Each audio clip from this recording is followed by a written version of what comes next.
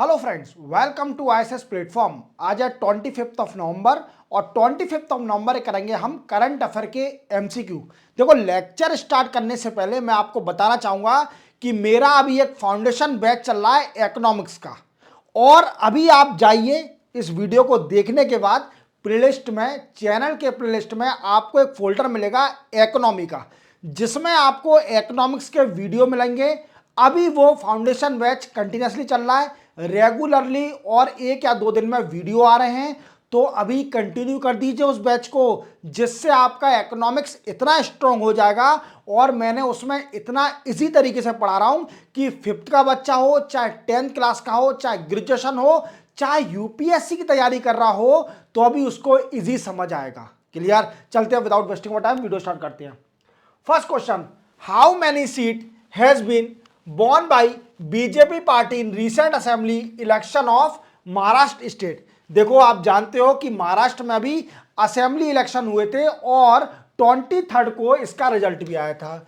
नवंबर 23 को इसका रिजल्ट आ गया।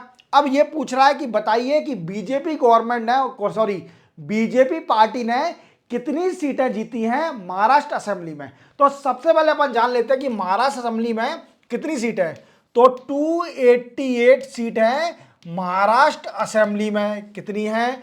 288 सीटें। क्लियर? अब 288 में से बीजेपी ने कितनी जीती हैं? तो बीजेपी ने 132 सीट जीती हैं। कितनी? 132 सीट आई हैं बीजेपी की। अब क्वेश्चन बनता है, बीजेपी अकेली पार्टी तो बना नहीं पाएगी, तो एनडीए, जो कि एनडीए बीजेपी का अलायंस है, उसने कितनी सीट जीती है? तो उसने जीती है 230 सीट। कितनी जीती हैं? 230 सीटें जीती हैं एनडीए गवर्नमेंट ने। क्लियर? तो डेफिनेटली गवर्नमेंट बन जाएगी, क्योंकि 288 सीट है, तो गवर्नमेंट बनाने के लिए कितनी चाहिए? 145 सीट चाहिए किसी भी पार्टी को या किसी भी अलायंस को, कॉलिजन अलायंस को गवर्नमेंट बनाने के लिए। क्लियर? तो इजीली 230 सीट पर गवर्नमेंट बना लेगी एनडीए गवर्नमेंट, और महाराष्ट्र में एनडीए गवर्नमेंट आ गई है। क्लियर? चलते हैं अपन नेक्स्ट क्वेश्चन पर। नेक्स्ट है, विच party has won largest seat in recent Jharkhand assembly election. जैसे आप जानते हो कि महाराष्ट्र के साथ भी झारखंड के भी रिजल्ट आए हैं असेंबली के, और इसमें हम झारखंड में कितनी सीट है? तो झारखंड में 81 सीट। कितनी है? 81 सीट। अब ये क्वेश्चन पूछ रहा है कि ये बताइए, जो अभी 23 नवंबर को रिजल्ट आया है झारखंड असेंबली का, उसमें कौन सी पार्टी सबसे ज्यादा सीट लाई है? तो वो लाई है झारखंड मुक्ति मोर्चा। झारखंड मुक्ति मोर्चा के कौन प्रेसिडेंट हैं? ये हेमंत सोरेन। अब ये फिर से सीएम बनेंगे झारखंड के। अभी यही सीएम थे और इन्हीं की पार्टी गवर्नमेंट में थी, अब ये फिर से जीत गए। अब क्वेश्चन बनता है, ये कितनी सीट लाए हैं? बीजेपी कितनी है और कांग्रेस ही कितनी है? तो कांग्रेस क्या है? पार्टी इनका कॉलिजन है झारखंड मुक्ति मोर्चा से, इसका जो कि हेमंत सोरेन जी हैं, इनका कॉलिजन है। तो देखिए, सबसे पहले अपन जानते हैं कि झारखंड मुक्ति मोर्चा कितनी सीट लाई है। तो झारखंड मुक्ति मोर्चा 34 सीट लाई है। क्लियर? कांग्रेस कितनी लाई है? कांग्रेस लाई है 16 सीट। क्लियर? और बीजेपी कितनी लाई है? बीजेपी लाई है दोस्तों 21 सीट। और बीजेपी की जो एनडीए अलायंस है वो मिला के 24 सीट। याद रखोगे, एनडीए 24 सीट। तो सबसे बड़ी पार्टी कौन सी है? झारखंड मुक्ति मोर्चा 34 सीट लाई है। और 81 सीट में से कितनी सीट चाहिए पार्टी गवर्नमेंट बनाने के लिए? तो सीट चाहिए 41 सीट, जिस पे भी होगी या कॉलिजन पे होगी वो गवर्नमेंट बना लेगा। तो हेमंत सोरेन फिर से गवर्नमेंट बनाएंगे। कहां पर? झारखंड में, कांग्रेस के सपोर्ट के साथ। किसके साथ? कांग्रेस के सपोर्ट के साथ। चलते अपन नेक्स्ट क्वेश्चन पर। नेक्स्ट है, ISRO has collaborate with which country space organisation to support India first crew space flight programme Gaganyaan. देखो, इसका आंसर बताने से पहले मैं आपको बताऊंगा कि अगर आपको रियली में जानना है इसरो के फ्यूचर मिशन, तो मेरे आप प्लेलिस्ट में जाइए एडिटोरियल में, वहां मैंने आपको हाफ एन आवर का एक वीडियो बना के रखा है, जिसमें मैंने आपको इतने इजी तरीके से समझाया है। जो इसरो के फ्यूचर मिशन हैं, इवन हर जितने भी फ्यूचर मिशन है इसरो के 3 या 4 फ्यूचर मिशन, उसको मैंने डिटेल में पढ़ाया है। तो आपको इतने इजी तरीके समझ में आएगा, आप विश्वास नहीं मानोगे। इवन गगनयान, इवन मैंने हर चीज उसमें पढ़ाई है, जितने भी इसरो के फ्यूचर मिशन है। क्लियर? तो क्या है कि अभी इंडिया ने, जो इसरो ने कोलैबोरेशन कर लिया है किससे? ऑस्ट्रेलियन स्पेस एजेंसी से। ऑस्ट्रेलियन स्पेस एजेंसी से। अब किस चीज का कोलैबोरेशन? क्या है कि हमारी इंडिया एक गगनयान प्लान लॉन्च कर रही है। गगनयान प्लान, जिसमें जो कि क्रू जाएंगे स्पेस पर और वहां के रिटर्न आएंगे। कहां से? तो इसके लिए क्रू मॉड्यूल और क्रू के लिए एक ऑस्ट्रेलियन स्पेस एजेंसी के साथ इसरो ने कोलैबोरेशन किया है for the successful of Gaganyaan mission. Clear? चलते हैं नेक्स्ट क्वेश्चन पर। नेक्स्ट है, what is the aim of vision portal launch by Indian government? आप देख पा रहे होंगे, ये है डॉक्टर जितेंद्र सिंह। डॉक्टर जितेंद्र सिंह, और इन्होंने एक अभी पोर्टल लॉन्च किया है जिसका नाम है विजन पोर्टल। और विजन का फुल फॉर्म क्या है? Viksit Bharat initiative for student innovation and outreach we can say network. क्या है इसका फुल फॉर्म? देख लीजिए आप, Viksit Bharat initiative for student innovation and outreach network, इसका ये विजन पोर्टल का फुल फॉर्म है। बट सर ये तो बताइए इसका मेन एम क्या है? तो इसका एम है to empower under privilege youth through education, skill development और सस्टेनेबल लाइवलीहुड।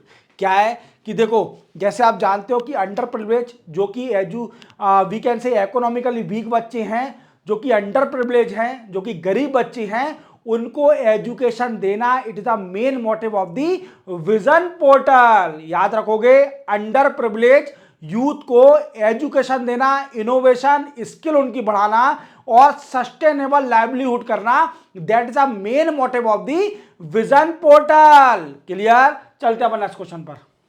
नेक्स्ट है, recently cyclone Fengal is originating in which sea? देखो फेंगल क्या है? ये एक साइक्लोन है जो कि बे ऑफ बंगाल में ओरिजिनेट हुआ है। कहां पर?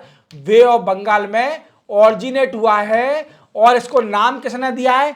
नामांकरण दिया है उन्होंने, नेम्ड बाई सऊदी अरेबिया।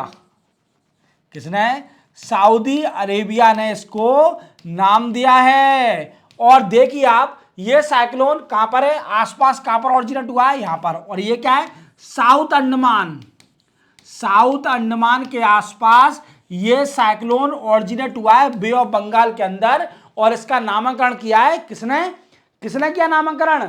जो कि सऊदी अरेबिया कंट्री है। और ये कहां पर ओरिजिनेट हुआ है? बे ऑफ बंगाल सी में। बे ऑफ बंगाल सी में। चलते हैं नेक्स्ट क्वेश्चन पर। इजी था। Which state of India has inaugurate 4th edition of creative mind of tomorrow initiative? देखो, सीमोट इनिशिएटिव अभी लॉन्च किया है, we can say Indian government ने, और इंटरनेशनल फिल्म फेस्टिवल में लॉन्च किया है इसको, इनिशिएटिव को। और ये लॉन्च किया है गोवा के अंदर, क्योंकि आप जानते हो कि इंटरनेशनल फिल्म फेस्टिवल चल रहा है गोवा के अंदर। और गोवा में इसी को लॉन्च किया है, सीमोट को। कहां पर? सीमोट को। अब इसका मेन मोटिव क्या है सर जी? ये तो बताइए इसका मेन मोटिव क्या है? तो इसका मेन मोटिव है प्रमोट करना। क्या करना? प्रमोट करना, जो कि यंग फिल्म मेकर हैं, यूथ और फिल्म मेकर, उनको प्रमोट करना। फिल्म मेकर, ठीक है, प्रमोट करना। Even we can say skill building as well as mentorship. याद रखोगे, this is the main aim of the, that is 4th edition of creative mind of tomorrow initiative that was launched in Goa state. Clear? याद रखोगे। चलते हैं next question पर। Next है, which higher authority of India has been conferred global peace award for minority upliftment? देखो आप देख पा रहे होंगे, ये हमारे देश के प्रधानमंत्री नरेंद्र मोदी साहब, और नरेंद्र मोदी साहब को आजकल क्या है कि अवार्ड बहुत सारे दिए जा रहे हैं। जैसे मैंने आपको प्रीवियस लेक्चर में बताया था कि नाइजीरिया कंट्री ने अपना हाईएस्ट अवार्ड दिया है। Even Commonwealth of Dominica country ने भी अपना एक हाईएस्ट अवार्ड दिया, हाईएस्ट ऑनर दिया किसको? मोदी साहब को। और कॉमनवेल्थ ऑफ डोमिनिका कंट्री ये कहां पर है? कैरेबियन कंट्री है। और जो अपनी नाइजीरिया कंट्री ने सेकंड हाईएस्ट दिया है। इवन जो गुआना में गए थे, गुआना ने भी अपना हाईएस्ट ऑनर दिया है किसको? नरेंद्र मोदी साहब को। अब इनको एक और ऑनर मिला है, पीस प्राइज मिला है, पीस अवार्ड मिला है, ग्लोबल पीस अवार्ड। किसके लिए? माइनॉरिटी अपलिफ्टमेंट के लिए। तो नरेंद्र मोदी साहब को यह भी अवार्ड दिया गया वॉशिंगटन में। कहां पर? यूएसए में, वॉशिंगटन डीसी में। क्लियर? याद रखोगे। चलते हैं अपन नेक्स्ट क्वेश्चन पर। नेक्स्ट है, विच international bank has launch job at your door step report इन दिल्ली। देखो अभी एक बैंक है इंटरनेशनल बैंक, उसने अभी एक रिपोर्ट लॉन्च करी है जिसका नाम है job at your door step. और ये कितनी स्टेटों की स्टडी करके करी है? तो ये 6 स्टेटों कवर करा है, जैसे हिमाचल प्रदेश, केरला, मध्य प्रदेश, महाराष्ट्र, राजस्थान और उड़ीसा। इन स्टेटों को स्टडी करके क्या हुआ, एक रिपोर्ट बनाई है वर्ल्ड बैंक ने जिसका नाम रखा है job at your door step. अब इसका मेन मोटिव क्या है? देखो मैं आपको बताना चाहूंगा कि हमारे इंडिया का एजुकेशन सिस्टम क्या है। हमारे इंडिया का एजुकेशन सिस्टम ये है कि सिर्फ ओनली डिग्री ले लो, डिग्री इज सफिशिएंट। अगर आपके पास डिग्री है तो जॉब मिल जाएगी इंडिया के अंदर। अगर आपके अंदर स्किल है और डिग्री नहीं है तो that is not a sufficient for getting job, that is not sufficient और एलिजिबिलिटी फॉर गेटिंग जॉब। तो एलिजिबिलिटी क्राइटेरिया है सिर्फ ओनली ग्रेजुएशन। क्लियर? बट क्या है कि इंडस्ट्री को नीड है उसके हिसाब से स्किल भी तो होना चाहिए पर्सन में। अगर आप किसी भी इंडस्ट्री में जॉब करने जाते हो, आप फ्रेशर हो, तो आपको सबसे पहले कंपनी ट्रेनिंग देती है। क्या करती है? ट्रेनिंग देती है, अपने एनवायरनमेंट में आपको एडजस्टेबल बनाती है। समझ रहे हो? कंपनी की जो स्किल है उसके हिसाब से आपको एडजस्ट करती है पहले कंपनी। क्लियर?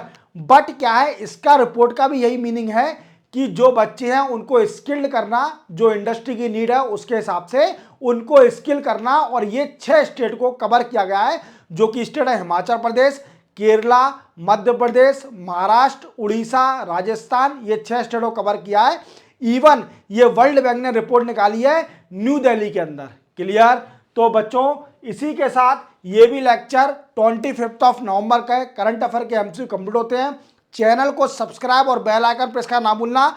और अब इस लेक्चर को खत्म होने के साथ आप मेरे प्लेलिस्ट में जाइए चैनल के, और वहां पर आपको एक फोल्डर मिलेगा इकोनॉमी का, और इकोनॉमी के लेक्चर देखिए और अपनी इकोनॉमी इतनी स्ट्रॉन्ग कर लीजिए कि इन फ्यूचर आपको कभी प्रॉब्लम ही ना हो। क्लियर? तो मिलते हैं हम कल 26 नवंबर को नए करंट अफेयर एमसीक्यू के साथ।